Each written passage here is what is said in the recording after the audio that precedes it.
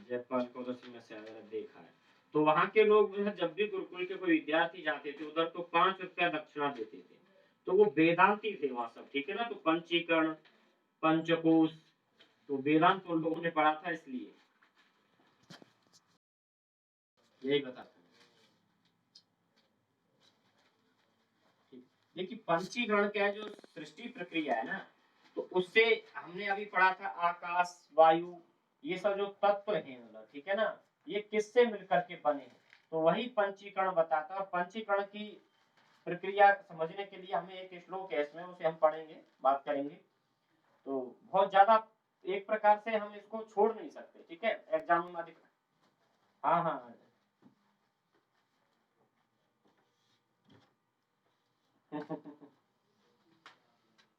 चलिए ठीक है, एक बार। हाँ हाँ हाँ हाँ, वो ये पांच पांच जो तत्व हैं, पांच जो महाभूत हैं, उन्हीं की बात करते हैं, ठीक है, किससे कैसे बने हैं, ठीक है। तो हम पंचीकरण की बात करते हैं, कह रहे हैं कि कोई नहीं, स्थूल भूतानि तु पंचीकृतानि, ठीक है ना। पंचीकरणम तु आकाशादि पंचसु एकैकम द्विधा समम विभज्यतेषु दशसु भागेषु प्राथमिकान् पंचभागान् प्रत्येकम चतुर्धा समम विभज्यतेषां चतुर्णां भागानां, ठीक है। स्व स्वद्वितीय अर्धभाग प्रत्यागेन भागांतरेषु संयोजनम। ये करें कि एक इन्होंने लाइन दिया बड़ा अच्छी, द्विधा विधाय सके एकम चतुर्धा, चतुर्धा प्रथमम पुनः, ठीक है ना। तो एक एक मतलब किन किससे भाग से मिलकर के बना है पंचीकरण की प्रक्रिया में। और हम इसको अभी बात में आपको लिखवा देता हूँ, ठीक है ना। जो पंच महाभूत हैं उनको स्थूल भूत भी कहा जाता है, ध्यान रखना, पंच जो महाभूत हैं उनको स्थूल भूत कहा जाता है। और यही पंचीकरण है। आकाश आदि क्या है, आकाश आदि मतलब 5 सूक्ष्म भूत हैं, ठीक है। इनसे प्रत्येक को 2 भागों में बराबर विभाजित करके, मतलब प्रत्येक भाग अर्थात 1/2 भागों में, प्रत्येक भाग में विभाजित करके, क्या विभाजित करके उन सब भागों में प्रथम पंच भागों में, मतलब प्रथम 5 को प्रत्येक में पुनः 4 बराबर भागों में विभाजित किया जाता है। अब वो कैसे किया जाता है मैं आपको ऐसे समझाऊंगा। उन्हें 5 फिर 4 से, मतलब पहले पांचों को क्या जाता 1/2 भाग से किया जाता है इनको विभाजित। फिर उनमें 5 चारों में क्या किया जाता है, उनको 1/8 भाग से बना करके तब एक तत्व बनता है, ठीक है ना। तो इसे हम क्या कहते हैं, पंचीकरण की प्रक्रिया कहते हैं। पंचीकरण अर्थात जो 5 महाभूत हैं, ठीक है, हमने वहां पर पढ़ा था अज्ञान उपहित चैतन्य से क्या उत्पन्न हुआ, सर्वप्रथम अज्ञान से उपहित चैतन्य से क्या उत्पन्न हुआ था, आकाश, ठीक है। आकाश से वायु, वायु से अग्नि से, है जी, हाँ हाँ, जल, और जल से पृथ्वी। अब ये तत्व आपस में कैसे बने, तो पंचीकरण की प्रक्रिया बताती है सूक्ष्म स्थूल भूतों का, पंच महाभूतों का निर्माण कैसे हुआ है, ठीक है ना। इन 5 महाभूतों का निर्माण कैसे हुआ है, उसी को हम पंचीकरण कहते हैं।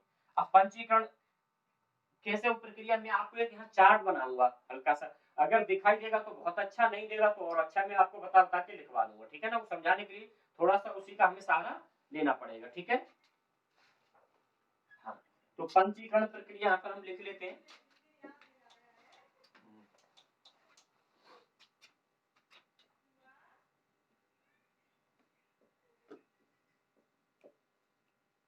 पंचीकरण प्रक्रिया, ठीक, वो संस्कृत की लाइन में आपके पास भेजूंगा ना, लिखवा दो, थोड़ा सा साफ नहीं लिखता है इसलिए मैं भेजूंगा, आप लोगों को समझ में आएगा। पंचीकरण प्रक्रिया की आप मतलब इसमें खाने बना लेंगे 1 2 3 4 5 6 खाने, ठीक है ना, ऐसे करके, ठीक है। एक ये हो गए, एक 2 हो गए, 3 हो गए, 4 हो गए, 5 और एक,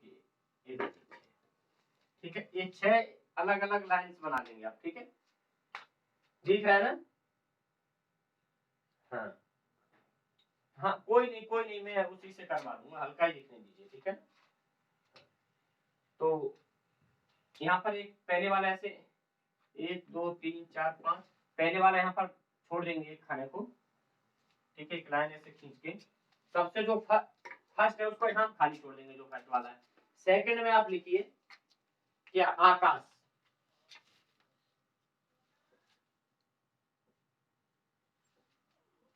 आकाश, ठीक है। आकाश के बाद क्या आएगा, वायु, और वायु के बाद अग्नि, अग्नि के बाद जल, और जल के बाद पृथ्वी। क्योंकि हमने पीछे पढ़ा है कि अज्ञान से उपहित चैतन्य से क्या सर्वप्रथम उत्पन्न हुआ, आकाश, आकाश से वायु, वायु से अग्नि, अग्नि से जल, जल से पृथ्वी, इस प्रकार से 5 महाभूतों की उत्पत्ति होती है, ठीक है। हाँ, तो हमेशा ये क्वेश्चन आता है कि वायु से क्या उत्पन्न हुआ, या क्वेश्चन आ जाए अग्नि किससे उत्पन्न हुई, वायु से, जल किससे उत्पन्न हुआ, अग्नि से, ये क्वेश्चन आया है, ठीक है ना। मैंने खुद एग्जाम दिया, या जल किससे उत्पन्न हुआ, तो अग्नि से। इसलिए अगर आप थोड़ा सा, ठीक है ना, अपना मन एकाग्रचित करके पढ़ेंगे, आकाश से वायु, वायु से अग्नि, अग्नि से जल, जल से पृथ्वी, ठीक है। चलिए अब इनका हम ऐसे, आकाश तत्व तो उसमें कौन कौन से भाग मिल रहे हैं, ठीक है, वायु में कौन कौन से मिल रहे हैं वायु बनने के लिए, जब अग्नि की उत्पत्ति हो रही है अग्नि में और क्या मिला हुआ है, जल में और क्या है, ठीक है, पृथ्वी और क्या, उनकी हम चर्चा करेंगे। तो आकाश में 1/2 भाग आकाश है, पूरा आकाश नहीं है, तो आकाश के नीचे लिख देंगे हम 1/2, ठीक। अगर आप वहां नहीं दिख रहा होगा तो मेरे बोलने से भी लिख सकते हैं, आकाश के नीचे हम क्या लिखेंगे, 1/2, लिख दिया ना। हाँ, अब देखिए, ये जो पहली वाली लाइन थी, अब दूसरा एक और लाइन इसके नीचे कर लीजिए, ठीक। और इस लाइन में, पहली में आकाश से इधर एक लाइन है हमारी, तो उसमें लिख लीजिए नीचे वाली लाइन 1/8,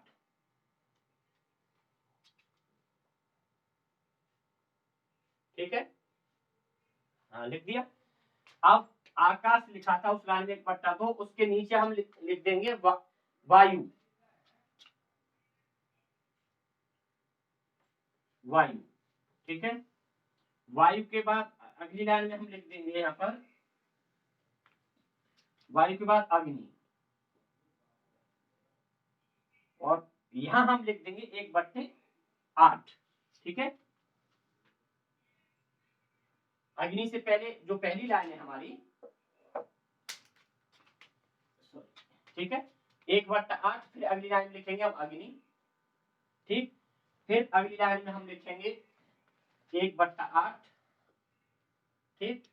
और अग्नि के बाद क्या है, जल लिखेंगे हम 1/8 जल, फिर हम लिखेंगे 1/8 एक लाइन में, अगली लाइन में हम लिखेंगे फिर पृथ्वी, ठीक है, पृथ्वी।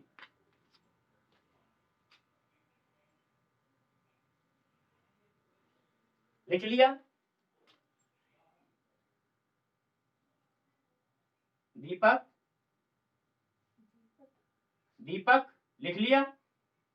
हाँ, अब देखिए आकाश की उत्पत्ति, आकाश जैसे उत्पन्न हुआ है तो आकाश किससे मिलके बना है, उसमें 1/2 तो आकाश है, ठीक है पवन जी, और आकाश में 1/8 वायु है, 1/8 भाग अग्नि है, 1/8 भाग जल है, 1/8 भाग क्या है, पृथ्वी है। इनका अष्टांग भाग मिला करके एक तत्व हमारा एक महाभूत बना है, उसे हम कहते हैं आकाश, ठीक है।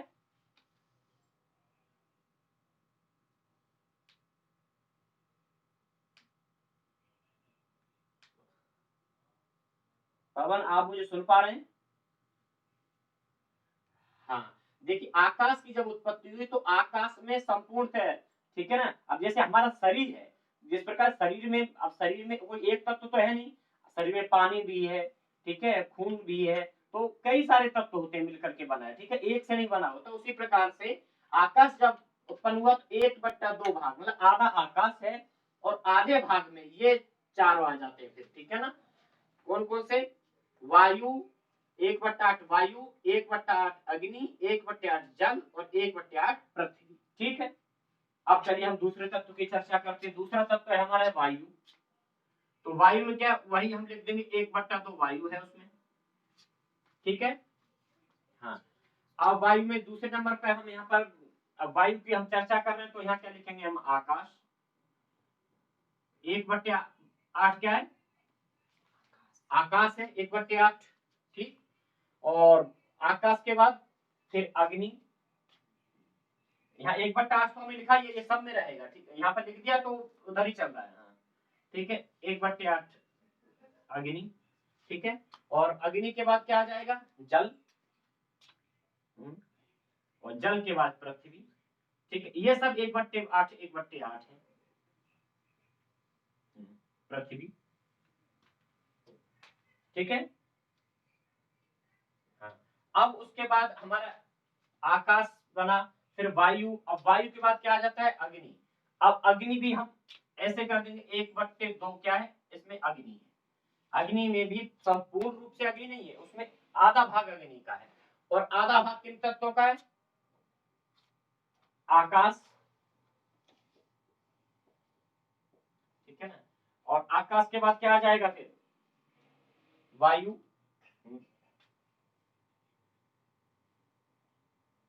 हाँ, ये 1/8 मैंने यहाँ लिखा ना पहले, तो ये सब में रहेगा, हाँ, सबके साथ रहेगा 1/8 यहाँ पर, इसलिए अलग लिखा है, ठीक है। हाँ, तो आकाश, आकाश के बाद वायु, जल और पृथ्वी। अब ये जो तत्व की उत्पत्ति फिर इसमें 1/8 में नहीं आएगा, क्योंकि वहां पूर्ण रूप से वही रहता है फिर, ठीक है। अग्नि हो गया। अब ऐसे तीसरा तत्व है जल, तो जल भी कितना है, जल में 1/8 1/2 है, ठीक है। फिर जल के बाद यहाँ पर 1/8 आ जाएगा आकाश, फिर 1/8 वायु, फिर वायु आ जाएगा तो यहाँ पर जल नहीं रहेगा, जल की जगह क्या आ जाएगा यहाँ पर, अग्नि, हाँ, हाँ, अग्नि, फिर उसके बाद पृथ्वी। एक लास्ट तत्व हमारा बचता है कौन सा, महाभूत, पृथ्वी, ठीक है। तो पृथ्वी में 1/2 क्या है, 1/2 पृथ्वी है, ठीक है। उसके बाद आकाश, 1/8 आकाश, वायु, फिर अग्नि और जल, 1/8 भाग। इसे कहते हैं पंचीकरण की प्रक्रिया, ठीक है। 5 तत्व हमारे किस प्रकार से मिलकर बने हैं। हाँ, अब देखिए आकाश हमारा, वहां पर हम इन लोगों को पहले पढ़ा चुके हैं कि अज्ञान से उत्पत्ति चेतन होता है, उससे आकाश की उत्पत्ति होती है, ठीक है ना।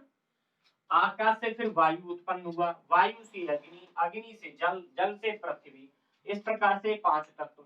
अब ये 5 तत्व आपस में कैसे बने, आकाश 1/2 भाग आकाश है, और आकाश में 1/8 भाग वायु का है, 1/8 भाग अग्नि का है, 1/8 भाग जल का है, 1/8 भाग पृथ्वी का है।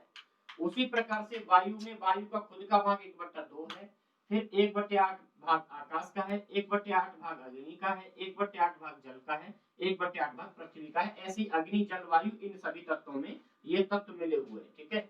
अब तो आप लोग पढ़ लिए, एम इत्यादि में चार्ट बनाने को दे देता है कि पंचीकरण की व्याख्या कीजिए, और जब भी कहीं क्वेश्चन आ जाए पंचीकरण की एक लाइन परिभाषा लिखिए, चार्ट को बना दीजिए, दुनिया का कोई भी मतलब संस्कृत तक मतलब आपके क्वेश्चन को गलत नहीं कर सकता, ठीक है। ये होती है पंचीकरण की प्रक्रिया।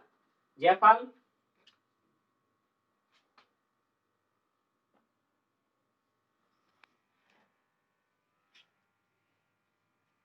ठीक है ना। इन सब भागों से अपने अपने भाग को छोड़कर, ठीक है ना, यहाँ पर हमने जैसे कहा अपने अपने भाग को छोड़कर क्या करते हैं, छोड़कर अन्य सूक्ष्म भूत का एक एक अष्टांश, ठीक है, अष्टमांश मतलब उसे लेंगे, उसे अष्टमांश मतलब अष्टम अंश जो है, तो 1/8 भाग को दूसरे चारों भागों में मिला दिया जाता है, और जिसका परिणाम स्वरूप प्रत्येक महाभूत में आधा अपना तथा शेष 4 सूक्ष्म भूतों का 1/8 भाग अष्टमांश मिलने से, ठीक है, अष्टमांश जो होता है, अष्ट अंश मिलने से प्रत्येक आकाश आदि भूत पूर्णतया प्राप्त करके पंचीकृत महाभूत की संज्ञा को प्राप्त कर ले जाता है, ठीक है।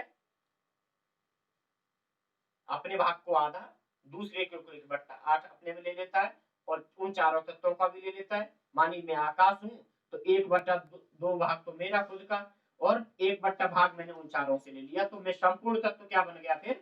आकाश। ठीक है, दीपक, लक्ष्मी,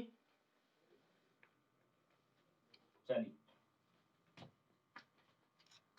लक्ष्मी समझ में आना चाहिए, फिर कमेंट दोहराया नहीं है।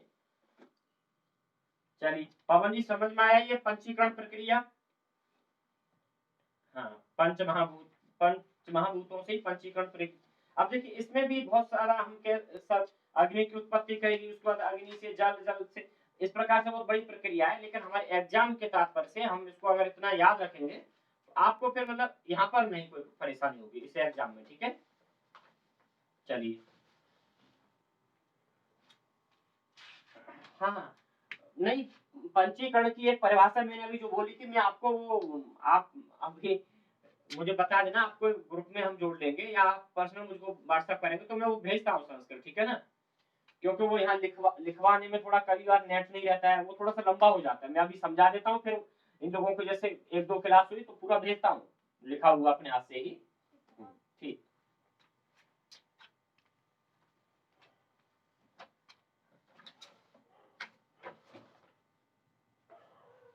चलिए इसके बाद हमें पढ़ना था इसमें समाधि, वेदांत में जो है समाधि का स्वरूप। अभी टाइम हमारे पास हुआ है 9। ठीक है,